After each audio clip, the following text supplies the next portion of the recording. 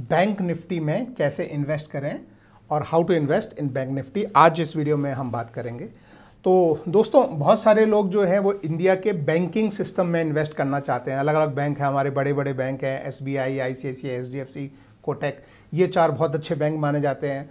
थोड़ा बहुत एक्सपोजर लोग छोटे बैंकिंग में भी लेना चाहते हैं, जैसे छोटे छोटे बैंक हैं अपने, जैसे बैंक ऑफ बड़ौदा है, पंजाब नेशनल बैंक है, IDBI, IDFC। तो ये जो है इन सारों में एक साथ इन्वेस्ट करने के लिए अलग अलग शेयर्स में इन्वेस्ट करने की बजाय बहुत लोग सोचते हैं कि अगर हम सीधा बैंक निफ्टी में इन्वेस्ट कर दें और वो इस रेशो में है कि उनके मार्केट कैपिटलाइजेशन के हिसाब से, जिनका मार्केट कैप बड़ा है जैसे HDFC, उसमें ज़्यादा इन्वेस्ट होगा, फिर SBI उसमें थोड़ा कम इन्वेस्ट होगा, फिर ICICI और कोटक उसमें थोड़ा कम, और फिर और जितने छोटे बैंक हैं उनमें और कम कम इन्वेस्ट। लेकिन एक साथ एक ही इन्वेस्टमेंट में ये सारा जो है वो बैंकिंग का लॉट है उसमें इन्वेस्टमेंट हो जाए। तो इस तरह का इन्वेस्टमेंट करने के लिए लोग सोचते हैं कि हमारा जो बैंक निफ्टी है सीधा उसमें इन्वेस्ट कर दें। लेकिन जब उनको पता लगता है कि बैंक निफ्टी तो इंडेक्स है और आप इंडेक्स में सीधा नहीं इन्वेस्ट कर सकते, तो फिर आप कैसे एक ही इन्वेस्टमेंट में आप पूरे बैंक निफ्टी में इन्वेस्ट कर सकते हैं, तो वो आज हम देखेंगे। तो सबसे पहली जो चीज़ है दोस्तों वो है कि आपके पास ये इन्वेस्टमेंट करने के लिए एक डीमैट अकाउंट होना जरूरी है। आप अपने किसी भी ब्रोकर के पास डीमैट अकाउंट खोल सकते हैं। इंडिया में बहुत सारे ब्रोकर्स हैं। मैं जो है ज़ीरोधा, धन और पेटीएम मनी, इन तीनों के साथ मेरे जो है डीमैट अकाउंट है। तीनों के लिंक आपको नीचे मिल जाएंगे। इनमें से जिससे भी आप खोलना चाहें आप अपना अकाउंट उनमें से खोल सकते हैं। तो मैं आपको अभी जो दिखा रहा हूँ ये मैं आपको ज़ीरोधा पे मैं दिखाऊंगा कि आप किस तरीके से बैंक निफ्टी को खरीद सकते हैं। तो आइए मेरे फ़ोन पे आते हैं। तो सबसे पहले ज़ीरोधा की जो ऐप है उसका नाम है काइट। तो मैं आपके सामने काइट शुरू करता हूँ।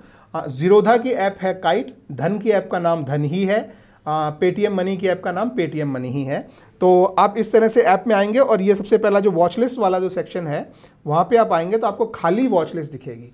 तो बैंक निफ्टी में अगर इन्वेस्ट करना है, जैसे मैंने आपको बताया कि बैंक निफ्टी एक इंडेक्स है और इंडेक्स में आप पैसा नहीं लगा सकते। इंडेक्स सिर्फ आपको दिखाता है एक प्राइस, उसे आप खरीद नहीं सकते, बेच नहीं सकते।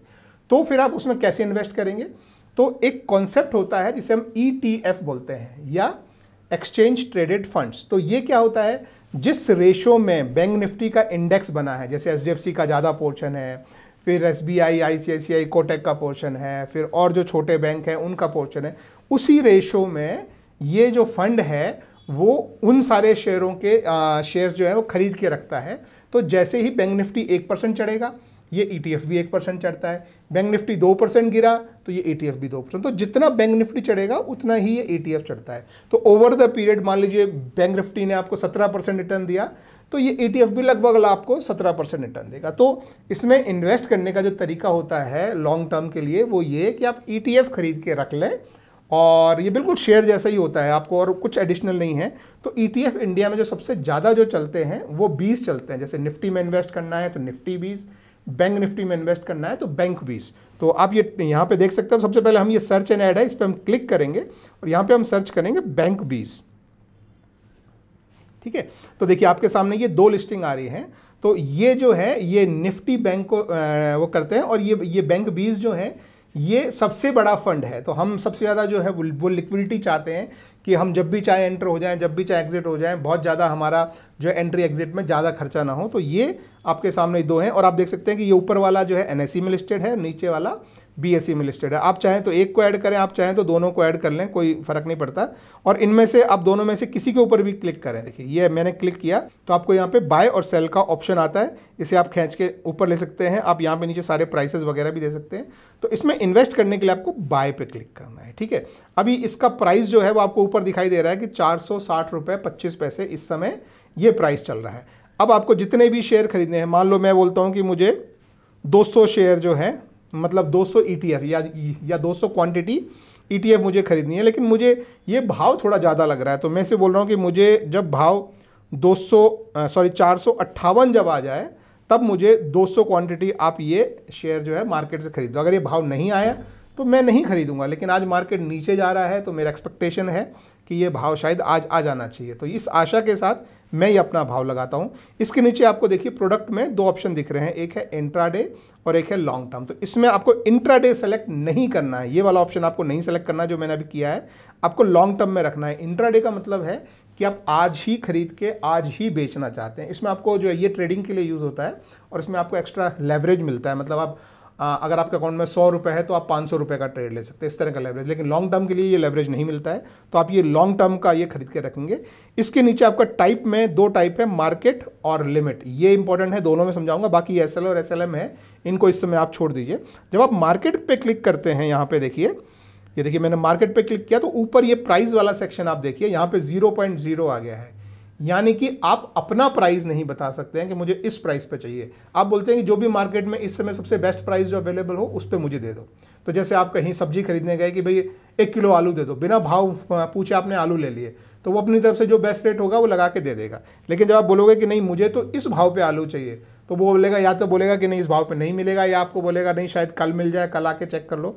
तो इस तरह से मैं इसको बोल रहा हूँ कि मुझे 458 पे मुझे जो है ये बैंक निफ्टी चाहिए। तो ये मैंने जो है यहाँ पे ये लिमिट ऑर्डर के थ्रू मैंने यहाँ लगाया है, ठीक है। इसके नीचे जीटीटी वाले जो दोनों ऑप्शन हैं, सेट स्टॉप लॉस और सेट टारगेट वाले, ये मैं किसी और वीडियो में कवर करूँगा। ये लॉन्ग टर्म में जब आप खरीद लेते हैं तो आप उस पर स्टॉप लॉस भी लगा सकते हैं और टारगेट भी लगा सकते हैं, वो मैंने दूसरे वीडियो में कवर किया है। बाकी और कोई आपके जो है वो नीचे कोई और आपके काम की चीज़ नहीं है। तो मेन इंपॉर्टेंट चीज़ जो है क्वांटिटी, प्राइस, और आपका जो प्रोडक्ट में लॉन्ग टर्म रहे, और टाइप में मार्केट या लिमिट, जैसे भी आप लगाना चाहें। अब नीचे आप देखिए ये जो रिफ्रेश वाला बटन है, इसे आप एक बार यहाँ दबाएंगे तो आपको ये बताएगा कि इसमें आपका कितना पैसा लगने वाला है, यानी मार्जिन जो लिखा है। यानी आपको 100 क्वांटिटी जो है बैंक 20 की खरीदने के लिए आपको 91,600 रुपीज़ आपको लगेगा। और उस पर खर्चा कितना आएगा, तो आप देख सकते हैं कि लगभग 109 रुपये जो है बाइंग के समय खर्चा आएगा। लेकिन मोटा मोटा आप इतना मान सकते हैं कि उतना ही खर्चा आपको सेलिंग के समय आएगा। तो लगभग मोटा मोटा आप मान सकते हैं कि 220 रुपये का आपको बेचने और ख़रीदने में आपका खर्चा इस पर आएगा। अब ये खर्चा किस किस चीज़ में जा रहा है वो उसके लिए आप यहाँ पे ये इसके ऊपर आप क्लिक कर सकते हैं। जो नंबर आपको 109 दिख रहा है, तो ये आपको बताता है ब्रोकरेज। देखो ब्रोकरेज जो है, आप चाहे ज़ीरोधा के पास जाएं, चाहे धन के पास जाएं, लॉन्ग टर्म के लिए जब आप शेयर खरीदते हैं तो आपको ब्रोकरेज नहीं लगता है। लेकिन जब आप बेचने जाते हैं तो एक अलग चार्ज लगता है जिसे बोलते हैं डीपी चार्ज। नॉर्मली मोटा मोटा 15-16 रुपये के आसपास बेचते समय, चाहे आप 1 शेयर बेचें, चाहे 1 लाख शेयर बेचें, एक साथ जितने शेयर बेचेंगे, तो जब आपकी डीपी यानी डिपॉजिटरी से शेयर निकाला जाता है उस समय आपको ये चार्ज जो है वो देना पड़ता है। तो वो यहाँ पे नहीं मेंशन होता, तो वो एक्स्ट्रा चार्ज होता है, बेचते समय लगता है, ठीक है। इसके अलावा और बाकी जो एक्सपेंसेस हैं वो आपके सामने हैं। सेबी का टर्नओवर चार्ज जो है वो सेबी को जाता है। एक्सचेंज का टर्नओवर फीस जो है वो अगर एनएसई में ट्रेड कर रहे हैं तो एनएसई को जाता है, बीएसई में ट्रेड कर रहे हैं तो बीएसई को जाता है। उसके बाद स्टैम्प ड्यूटी जो है वो आपकी स्टेट गवर्नमेंट को जाती है, तो इस केस में ये महाराष्ट्र को जाती है। आपका ट्रांजैक्शन टैक्स जो है जिसे हम एसटीटी बोलते हैं, सिक्योरिटी ट्रांजैक्शन टैक्स, वो सेंट्रल गवर्नमेंट को जाता है। और उसके बाद आपका जीएसटी है। जीएसटी जो है वो स्टेट और सेंट्रल गवर्नमेंट के बीच में डिवीजन होता है। तो ये सारे गवर्नमेंट के चार्जेस हैं, सिर्फ सेबी और एक्सचेंज के चार्जेस इसमें एक्स्ट्रा हैं। तो टोटल आपको दिखाई देता है। नीचे रिक्वायर्ड मार्जिन जो लिखा है वो है कि आपके पास आपके खाते में इस समय कितना रुपये होना चाहिए ज़ीरोधा के अकाउंट में, वो आपको यहाँ नीचे दिखाई भी देता है। ये अवेलेबल मार्जिन जो लिखा है ये आपको बता रहा है कि इस समय आपके अकाउंट में जो है वो कितने पैसे हैं खरीदने के लिए, उसमें से 91,600 रुपये आपको लगेगा। तो ये करके आप ऐसा सेट करके, और ये स्वाइप टू बाय है, इसे आप इस तरीके से पुल कर देंगे। तो ये बोल रहा है कि आपका जो लास्ट ट्रेडेड प्राइस है बैंक 20 का जो मैंने डाला है वो बहुत नीचे है, क्या आप उस पर जाना चाहते हैं या प्राइस चेंज करना चाहते हैं। अगर मैं जाना चाहता हूँ तो मैं प्रोसीड कर देता हूँ, लेकिन मैं चाहता हूँ कि ठीक है इतना ज़्यादा नीचे है तो मैं इसको थोड़ा सा राइज करके मैं इसको अगर मैं 260 कर लेता हूँ, मान लीजिए 260 नहीं 460, तो मैं 460 कर लेता हूँ और फिर मैं स्वाइप करता हूँ। तो ये बोल रहा है कि bank BSE is lower by an BSE, तो बोल रहा है कि बीएसई में लोअर है।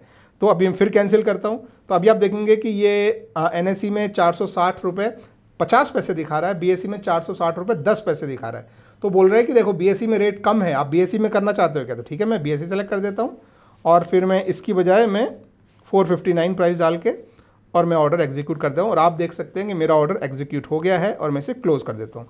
अब मेरा जो ऑर्डर है वो देखने के लिए नीचे जो ऑर्डर वाला सेक्शन है यहाँ मैं क्लिक करता हूँ और यहाँ अभी मेरा ऑर्डर ओपन है। ओपन है मतलब अभी मुझे ETF मिले नहीं है। जब मेरा प्राइस आएगा, देखिए 460 रुपये 10 पैसे प्राइस चल रहा है, जब मेरा प्राइस आएगा 459 रुपये तो ये 200 शेयर मुझे मिल जाएंगे।